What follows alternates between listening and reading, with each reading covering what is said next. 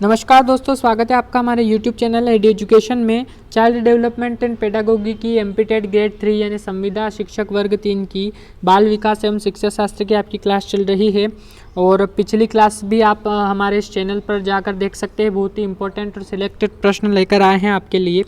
आज के पहले प्रश्न पर चलते हैं। पहला प्रश्न है हमारा, एक मंद गति से सीखने वाले बालक को जरूरत होती है। ऑप्शन पहला है अतिरिक्त सहायता की, दूसरा है विशेष सहायता की, तीसरा है कुछ सहायता की और चौथा है किसी सहायता की नहीं। तो उसे विशेष सहायता की जरूरत होती है। जो दूसरा वाला ऑप्शन है वो इस प्रश्न का बिल्कुल सही आंसर है।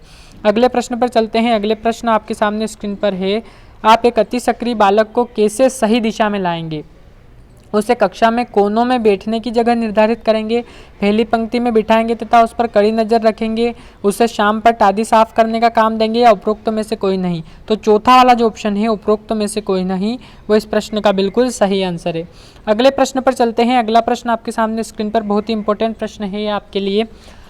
तीसरा प्रश्न है, भारतीय संविधान के अनुच्छेद 41 व 46 किसके कल्याण से संबंधित है? अनुच्छेद 41 और 46 पूछा है हमसे, ठीक है। धार्मिक रूप से पिछड़े व्यक्तियों से, विकलांग व्यक्तियों से, क्षेत्रीय रूप से पिछड़े व्यक्तियों से या फिर आर्थिक रूप से पिछड़े व्यक्तियों से। ये चार ऑप्शन दिए हमको, ठीक है। तो इस प्रश्न का जो सही आंसर होगा वो होगा आर्थिक रूप से पिछड़े व्यक्तियों से, ठीक है। जिनके पास अर्थ नहीं है, पैसा नहीं है, वो पैसे से पिछड़े हुए हैं, ऐसे व्यक्तियों से भारतीय संविधान के अनुच्छेद 41 व 46 में उनका कल्याण उससे संबंधित है।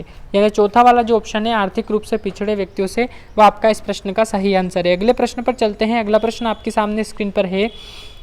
यदि एक बच्चा 16 को 61 लिखता है तथा बी और डी के मध्य अंतर नहीं कर पाता तो यह है मानसिक दोष है, सीखने में अक्षम है, दृष्टि दोष है या फिर मानसिक दोष ही कहेंगे इसको हम, ठीक है। तो इस प्रश्न का जो सही आंसर होगा वो होगा आपका सीखने में अक्षम, ठीक है।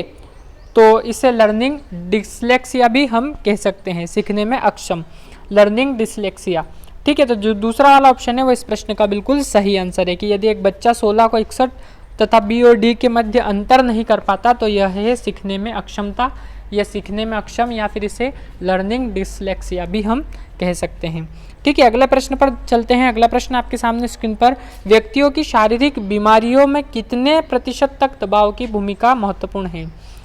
51 से 69, पहला ऑप्शन 45 से 65, दूसरा, तीसरा है 52 से 71 और चौथा है 50 से 70। तो इस प्रश्न का जो सही आंसर होगा वो होगा 50 से 70। चौथा वाला ऑप्शन है वो इस प्रश्न का बिल्कुल सही आंसर है। इसकी फ्री पीडीएफ भी आप हमारे टेलीग्राम चैनल, जिसकी लिंक इस वीडियो के डिस्क्रिप्शन में दी है, वहां से टेलीग्राम चैनल ज्वाइन करके पिछली क्लासों की पीडीएफ और आज की क्लास की पीडीएफ आप डाउनलोड कर सकते हैं। साथ ही अभी तक आपने हमारे चैनल को सब्सक्राइब नहीं किया है तो आज ही हमारे चैनल को सब्सक्राइब कर ले। बहुत ही इंपॉर्टेंट और सिलेक्टेड प्रश्न आपके लिए लेकर आए हैं। बिना कोई रेफरल कोड है हमारा, ना ही कोई फीस है, बिल्कुल फ्री क्लासेस है, बिल्कुल फ्री ही पीडीएफ है इसके, ठीक है। तो आपको वीडियो अच्छी लगे तो इसे अधिक से अधिक शेयर करें और लाइक करें और हमारे चैनल को सब्सक्राइब करें। चलते हैं अगले प्रश्न पर। छठवां प्रश्न आपके सामने स्क्रीन पर है। धीमा अधिगम वक्र में पठार दर्शाता है? ब्लॉक विलोम, पुनर्बलन, स्वतः पुनः प्राप्ति या शून्य अथवा नगरनी नग अन्य में सुधार, ठीक है। ये चार ऑप्शन आपके सामने दे रखे हैं कि धीमा अधिगम वक्र में पठार दर्शाता है। तो चार ऑप्शन जो दे रखे हैं प्रश्न नंबर 6 में, उसमें से आपको एक ऑप्शन सही लगाना है। तो इस प्रश्न का जो सही आंसर होगा वो होगा चौथा वाला ऑप्शन, शून्य अथवा नग अन्य में सुधार, ठीक है। चौथा वाला जो ऑप्शन है वो इस प्रश्न का बिल्कुल सही आंसर है। अगले प्रश्न पर चलते हैं। अगला प्रश्न आपके सामने स्क्रीन पर है। कक्षा में बालक को सक्रिय रूप से प्रश्न पूछने के लिए प्रोत्साहित किया जाता है, खाली स्थान दृष्टिकोण पर आधारित है? मनोविश्लेषणात्मकवाद पर, समाजवाद पर, व्यवहारवाद पर या निर्मितवाद पर, ठीक है। कि कक्षा में बालक को सक्रिय रूप से प्रश्न पूछने के लिए प्रोत्साहित किया जाता है तो रिक्त स्थान दृष्टिकोण पर आधारित है।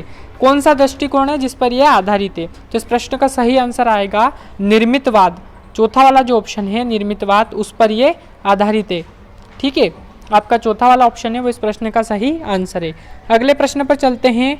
अगला प्रश्न आपके सामने स्क्रीन पर, सीखने की विशेषताएं हैं? सार्वभौमिकता, निरंतरता, दोनों या उपरोक्त में से कोई नहीं। तो सीखने की जो विशेषताएं हैं वो है आपकी दोनों, यानी कि सार्वभौमिकता भी है और निरंतरता भी है। तो तीसरा वाला ऑप्शन जिसमें दोनों लिखा है वो आपका इस प्रश्न का बिल्कुल सही आंसर है। अगले प्रश्न पर चलते हैं। सेकेंड लास्ट क्वेश्चन है हमारे ये, आज की क्लास के समस्या की अचानक समाधान की वकालत करने वाले सिद्धांत का नाम है। समस्या की अचानक समाधान की वकालत करने वाले सिद्धांत का नाम क्या है? सक्रियात्मक सिद्धांत, अधिगम, सूझ का सिद्धांत, प्रत्यक्ष एवं भूल का सिद्धांत या अनुबंधन? तो इस प्रश्न का जो सही आंसर आएगा सूझ का सिद्धांत। जो दूसरा वाला ऑप्शन है वो इस प्रश्न का बिल्कुल सही आंसर है। आज के आखिरी प्रश्न पर चलते हैं। आज का आखिरी प्रश्न आपके सामने स्क्रीन पर है। अधिगम की वह अवस्था जिसमें एक से अधिक साथी एक दूसरे को प्रेरित और प्रोत्साहित करते हैं कहलाती है। ऑप्शन पहला है दल शिक्षण, दूसरा है अभिक्रमित अनुदेशन, तीसरा है संयोगी अधिगम और चौथा है अन्वेषण अधिगम। ठीक है, तो इस प्रश्न का जो सही आंसर होगा, ये हमारा आज का क्लास का आखिरी प्रश्न है। तीसरा वाला जो ऑप्शन है संयोगी अधिगम, वो इस प्रश्न का बिल्कुल सही आंसर होगा आपका। ठीक है, तीसरा वाला ऑप्शन इस प्रश्न का सही आंसर है कि अधिगम की वह अवस्था जिसमें एक से अधिक साथी एक दूसरे को प्रेरित और प्रोत्साहित करते हैं सहयोगी अधिगम कहलाती है। तो बने रहिए हमारे साथ और देखते रहिए हमारा YouTube channel AD education. Free PDF के लिए डिस्क्रिप्शन में लिंक है टेलीग्राम चैनल की। टेलीग्राम चैनल ज्वाइन करके फ्री पीडीएफ आप प्राप्त कर सकते हैं। धन्यवाद।